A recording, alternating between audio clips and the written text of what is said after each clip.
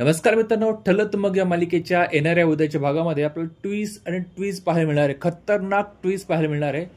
म्हणजे होतं काय, गेममधून अर्जुनला एक गोष्ट कळाली की मैना काकू आणि सायली यांची एक पण सवय सेम नाहीये. उलट मैना काकू आणि तन्वी म्हणजे प्रिया यांच्या सगळ्या सवयी सारख्याच आहेत, वागण्यापासून विचार करण्यापर्यंत.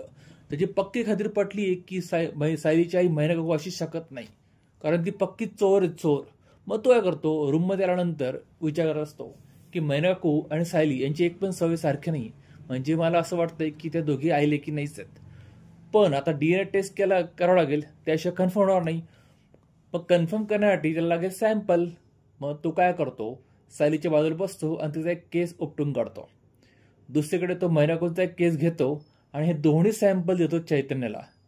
चैतन्य पण हुशार आहे आपला, त्याने आधीच एका लॅबवाल्याशी बोललं असतं की मला डीएनए टेस्ट करायची आहे. तो लगेच अर्जुनकडे सॅम्पल घेतो आणि तो म्हणतो आता हे सॅम्पल मी देतो लॅबला, म्हणजे आपला रिपोर्ट कळून जातील. मग त्यावेळेस अर्जुन म्हणतो की मला पक्की खात्री आहे की सायलीची आई मैना काकू नाहीच आहे. पण आता मित्रांनो, माझा हा डाऊट आहे की एवढे दोघं बाहेर बोलतायत, प्रियाने ऐकलं नसेल कशावरनं.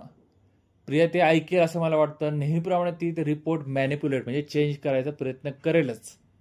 बघूया पुढे काय होतं ते. पण तुम्हाला काय वाटतं, मी जे बोललो त्यात खरं आहे का? तुम्हाला त्यात तथ्य वाटत असेल ना, तर कमेंट करून जरूर कळवा. किंवा जर खरंच डीएनए टेस्ट झाली तर घरामध्ये काय होईल तेही कमेंट करून जरूर कळवा. तुम्हाला ही मालिका आवडत असेल तर लाईक आणि शेअर करा व्हिडिओला, आणि पुढचा भाग बघण्यासाठी चॅनल सबस्क्राईब करून बेल आयकॉन जरूर प्रेस करा. भेटूया पुढच्या भागात, तोपर्यंत काळजी घ्या.